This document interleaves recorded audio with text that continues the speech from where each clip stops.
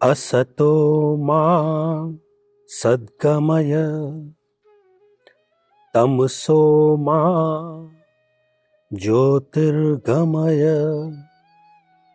मृत्योर्मा अमृतं गमय। ओम शांति शांति शांति।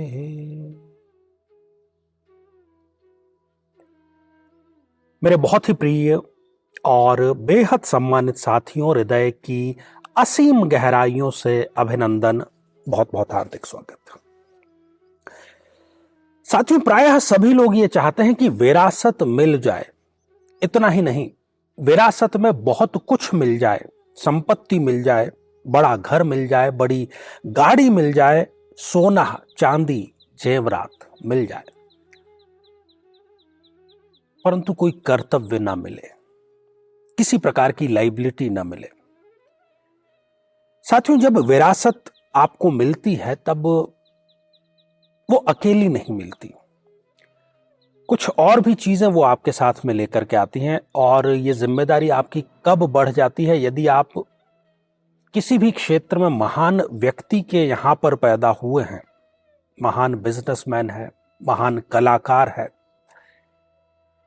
तो अब आपके ऊपर न केवल उस थाती को आगे बढ़ाने, उसको कई गुना सार्थक रूप से विकसित करने की आपके ऊपर जिम्मेदारी है, बल्कि लोगों की आपसे अपेक्षाएं बढ़ जाती हैं, और अपेक्षाएं कम से कम आपके पिता या माता जितनी तो हो ही जाती हैं। यदि आप घूमने के शौकीन हैं और कई प्रकार के प्राचीन किलों में, पुरातत्व स्थानों पर यदि आप घूमते हैं, तो वहां जाकर के एक चित्र देखिए कि महल है जो अभी खंडहर है, परंतु आज से 1000, 500, 2000 साल पहले वहां पर कितनी रौनक रही होगी। और कहा भी गया है कि पांचों नौबत बजते थे, मतलब पांचों वक्त, दिन के पांचों वक्त वहां पर नौबत बजते थे, शहनाई बजती थी, नगाड़े बजते थे, पांचों नौबत बजते थे 36 राग। जितने भी राग, रंग, कला, संस्कृति के प्रोग्राम है, नियमित रूप से वहां पर होते थे। पर आज वो सब खंडहर हैं और उन पर बैठते हैं काग, अर्थात कौवा। साथियों, आज जिस योग की हम चर्चा करने जा रहे हैं वो लगभग इसी प्रकार का योग है। योग का नाम है शश योग। और जितने भी नवीन दर्शक आज जुड़े हैं उनको हम थोड़ा सा इसमें समअप कर दें, ब्रीफ कर दें कि जब भी कोई ग्रह जन्म पत्रिका के केंद्र भावों में स्वग्रही या फिर उच्च का विराजमान होता है, और वो ग्रह उस जन्म पत्रिका के लिए स्वग्रही, योग कारक, समग्रह यदि होता है, तो वो पंच महापुरुषों में से किसी न किसी एक योग का निर्माण करता है, बशर्ते उसमें अंश मात्र जो बलाबल है वो हो, वो अस्त अवस्था में ना हो और उसकी दशा आ जाए। तो आइए, एक जन्म पत्रिका जो कि वृषभ लग्न की जन्म पत्रिका है, इसमें किस प्रकार से शश योग निर्मित हो रहा है और वो क्या क्या इनको रिजल्ट प्रदान करता है, जानने का प्रयास करते हैं। साथियों, 2 नंबर से ये जन्म पत्रिका प्रारंभ हो रही है, 2 नंबर लग्न में ही लिखा हुआ है, उसको हम प्रारंभ बिंदु मानते हैं। अब यहां पर दशम भाव, वो भाव दशम है, 11 संख्या वहां पर लिखी है, पर वो दशम भाव कहलाता है और वो कर्म का भाव होता है। इस कर्म भाव में शनिदेव यदि विराजमान हो गए तो वो यहां पर स्वराशि के कुंभ के विराजमान हो गए। लग्नेश शुक्र के परम मित्र हैं और बहुत ही योग कारक ये स्थिति है, और इसको हम ज्योतिष की परिभाषा में पंच महापुरुषों में से एक की श्रेणी अर्थात शश योग की श्रेणी में रखेंगे, और शनि यहां पर प्रबलतम योग कारक स्थिति में है। अब शनिदेव वैसे ही हमें हमारे कर्मों के फल का भुगतान करते हैं। यहां पर वो इनको बहुत ही प्रतिष्ठित, बहुत ही रिच, अब वो रिच या प्रतिष्ठित किसी भी क्षेत्र में हो सकता है, वो थोड़ा वैरी करता है, परंतु किसी न किसी प्रकार की बहुत बड़ी विरासत की थाती आपको देता है। तो इस जातक या जातिका का जन्म किसी महत्वपूर्ण परिवार में जरूर होता है, और ये कर्म भाव में शनिदेव इनको लंबी विरासत देते हैं। कई बार तो ऐसा कि न केवल पिता बल्कि इनके पितामह और आगे की जो पीढ़ी के लोग भी हैं वो किसी बहुत ही प्रतिष्ठित साहित्यिक, कर्म या फिर संस्कृति, संगीत इससे जुड़े हुए होते हैं, तो ये भी उसी को अपनाते हैं। आमतौर पर ये जिस किसी भी कार्य को करते हैं, उस कार्य को, उस नौकरी को, उस व्यापार को आसानी से कभी बदलते नहीं। अपना जो सम्मान है वो बचाए रखना, कहने का अर्थ ये, इनके लिए जीवन में यदि सबसे अधिक किसी चीज का मूल्य है तो वो होता है इनके सम्मान का मूल्य। यदि ये राजनीतिक विरासत हासिल करते हैं तब भी ये लगातार किसी पद को लंबे समय तक धारण करते हैं।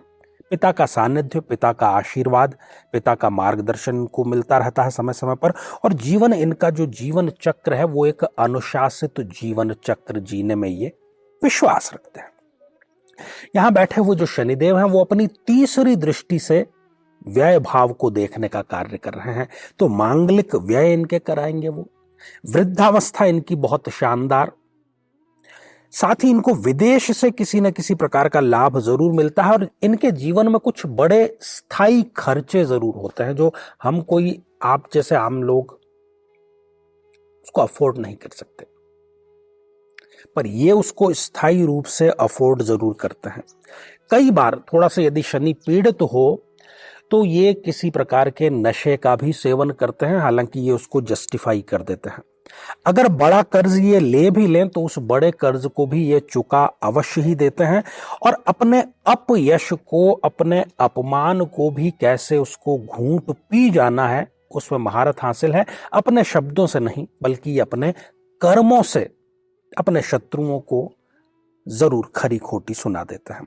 कलह का भी ये समाधान करने में इनको बड़ी पारंगत हासिल होती है, और किसी प्रकार का जो लंबा केस चल रहा है किसी भी न्यायालय में, उसको भी ये जीतते अवश्य ही हैं शनि की दशा अंतरदशा में। यहां बैठे वो जो शनिदेव हैं वो अपनी 7वीं दृष्टि से सुख भाव को देखने का प्रयास कर रहे हैं, बल्कि देख ही रहे हैं। तो इनको माता से भी अत्यधिक लगाव होता है। जमीन जायदाद, रियल एस्टेट, इनसे इनको बहुत लाभ मिलता है। मकान ये शनि की दशांतर दशा में बनाते हैं, और बड़ा वाहन भी ये शनि की दशांतर दशा में अवश्य ही खरीदते हैं।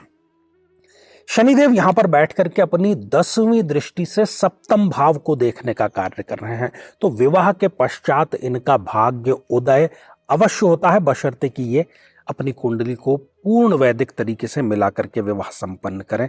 और किसी प्रकार का यदि इनको लंबा रोग है और फिर इनको शनि की दशा आ जाती है तो उस रोग से भी इनको मुक्ति अवश्य मिल जाती है। साथियों, जितनी भी बातें अभी आपसे की हैं उसमें आपको एक बात का बहुत विशेष ख्याल रखना है कि आपको डिग्री अवश्य देखनी है। यदि शनिदेव 0, 1, 28 या 29 डिग्री के हो गए तो फिर वो आपको रिजल्ट प्रदान नहीं कर पाएंगे। यदि वो स्वयं अस्त अवस्था में हो गए तब भी वो आपको रिजल्ट प्रदान नहीं कर पाएंगे। अब महत्वपूर्ण बिंदु यह है कि वही चिर परिचित प्रश्न कि आचार्य जी, मेरी जन्म पत्रिका में भी ये योग निर्मित हो रहा है परंतु मुझे तो इसका रिजल्ट प्रदान नहीं हुआ अभी तक। यदि आपका ये योग निर्मित हो रहा है और किसी कारण से ये सुषुप्त अर्थात सोया हुआ है तो इसको जागृत करने की यदि किसी में सामर्थ्य है तो वो है देवाधिदेव महादेव में। मीठे फलों के रस को आप जल में मिश्रित करके नियमित रूप से महादेव पर उसका अभिषेक करिए और फिर देखिए कि कैसे ये शनिदेव सुषुप्त से जागृत अवस्था में आते हैं। ढेर सारी शुभकामनाएं।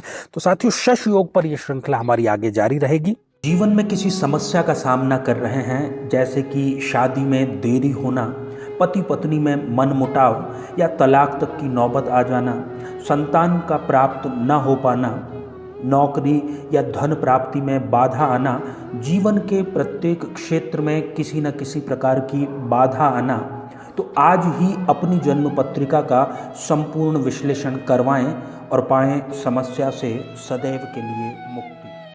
और अब समय हो चला है आपके कमेंट्स को शामिल करने का। तो पहला ही जो कमेंट है ये गंगाराम किनलेकर जी ने लिख भेजा है और आपने लिखा है कि कर्क लग्न में शनिदेव 8वें भाव में बुध के साथ में युति करके विराजमान है। देखिए, ज्योतिष का एक बहुत ही सिंपल सा सिद्धांत है पर कई लोग उसको इग्नोर कर देते हैं। अब कर्क लग्न है तो कर्क लग्न में शनिदेव एक मारक ग्रह होते हैं, परंतु फिर भी वो यहां पर आपको गलत रिजल्ट नहीं प्रदान करेंगे बल्कि शुभ रिजल्ट प्रदान करेंगे। पूछिए क्यों? इसलिए क्योंकि वो स्वग्रही है। मारक ग्रह भी यदि स्वग्रही होता है तो वो अपने घर से संबंधित बेहतर रिजल्ट आपको प्रदान करता है, और बुध भी उनके साथ में जाकर के बैठ गए हैं, दोनों मित्र ही हैं, तो वो दोनों ही बुध चाहे शनि आपके लिए श्रेष्ठ रिजल्ट लेकर के आएंगे। साथियों, अगला कमेंट अमृता मालवीय जी ने लिख भेजा है, जय गुरुदेव, जिनको बच्चे नहीं हैं उनके लिए भी कुछ उपाय बताइए आचार्य जी। तो अमृता जी, यहां पर हम आपको हमारी जो संतान पक्ष, संतान प्राप्ति के उपाय, उससे संबंधित जो प्लेलिस्ट है उसका लिंक प्रोवाइड करा रहे हैं। वहां जाकर के आप उसको देखिए और उपाय करिए। जहां हजारों लोगों को संतान लाभ मिला है, आपको भी अवश्य मिलेगा।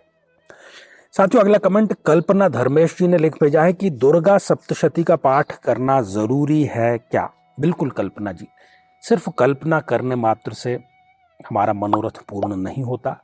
जो प्रयोग है वैदिक तरीके से वो आपको पूर्ण करना ही होगा, तभी आपको रिजल्ट मिलेगा। तो साथियों, आज के लिए केवल इतना ही, और इसी मंगल कामना के साथ में कि आप सभी सपरिवार स्वस्थ, समृद्ध और शांतिपूर्वक जीवन व्यतीत करें। नमस्कार।